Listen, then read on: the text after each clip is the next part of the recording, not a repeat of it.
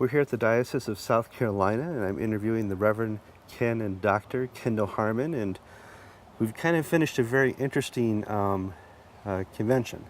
And it was a holdover from a previous convention, and in this we've changed some canons in the Diocese of South Carolina. Can you tell me what canons we've changed and why?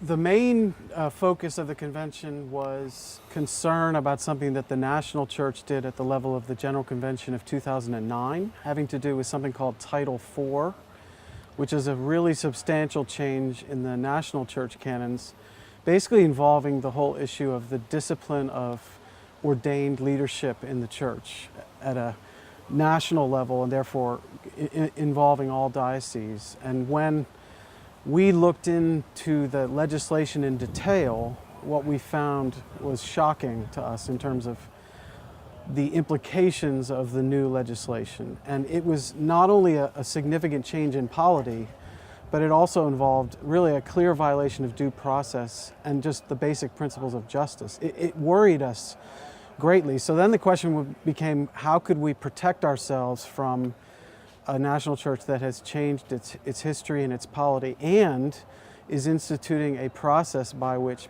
basic principles of justice and due process are violated. And the best way we felt to do that was to change our diocesan canons so that we did not automatically accede to the national constitution and canons. And what that accomplished was two things. One is it leaves us under Title IV 2006, which we feel is good legislation. It doesn't mean we're not concerned about the things that motivated the changes. We're concerned about clergy discipline, but it means that we are protecting ourselves from what we feel is very bad legislation. But there's something else going on also, which is we are worried about the trajectory of the national church, and our current language means that any change in the national canons is something that we automatically would support based on the current language. So it's basically a process of diocesan protection is the way that we understand it. So unlike the dioceses of Quincy, San Joaquin, Fort Worth, you're not leaving the Episcopal Church. No, on the contrary, we're trying as hard as we can to be who we are as one of the founding dioceses of the Episcopal Church, but we've got to do it in a way that is in accord with our mission, which the bishop has described as making biblical Anglicans for a global age. And part of that is not simply what you do, but how you do it. And this involved the second, and it was not a gospel process that we saw in Title IV. And the point was made in the discussion, which I think is important for your listeners, that there's numerous dioceses that do not have the language that we have, A, and B, it's voluntary language. In other words, we voluntarily put it in, we can voluntarily take it out. There are numerous dioceses that do not have this language, but we felt we were in a position not to have a choice, but to have to do this. You've changed the canons in a defensive posture then. That's right. Will this protect Bishop Lawrence against action from TEC?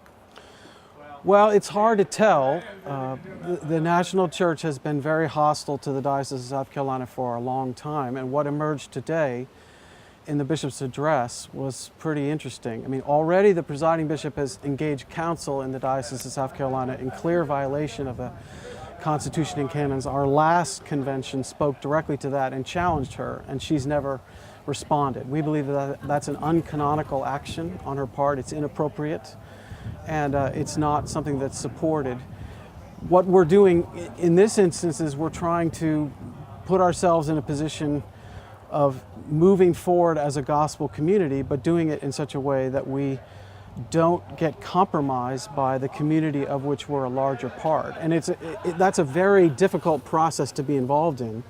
And specifically with regard to Mark, what came out today was Mark received a phone call from a bishop who said that 5 bishops had been contacted by the presiding bishop and asked to call Mark and basically tell him that if he continues on his present course, he's in big trouble. I mean, the language was not super specific.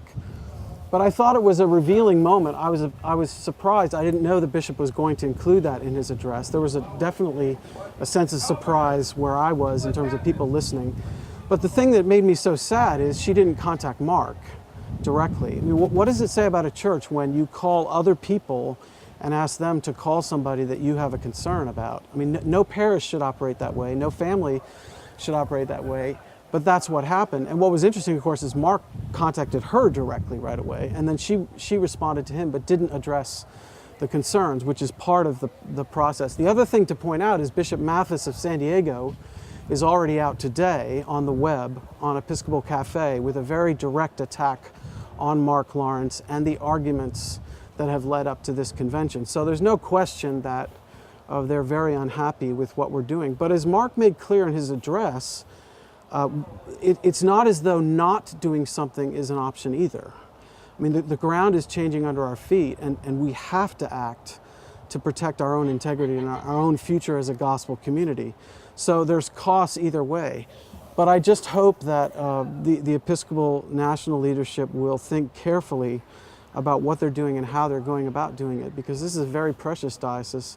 And for the record, until this past year, the only diocese growing faster than the rate of the population in the area where it's located. I mean, we do feel that we have something to offer. We're far from perfect. We've got all sorts of flaws and inadequacies like any diocese, but it really makes me sad in a church that's declining at such a rapid rate that the only time South Carolina gets paid attention to is when we don't do something that the national leadership wants us to do in accordance with their desires. Well, it seems that South Carolina is in for the long race. But that brings up the thing, can Bishop Mark Lawrence ever retire? Would he be able, who could, if you tried to replace him with another conservative bishop, is it possible?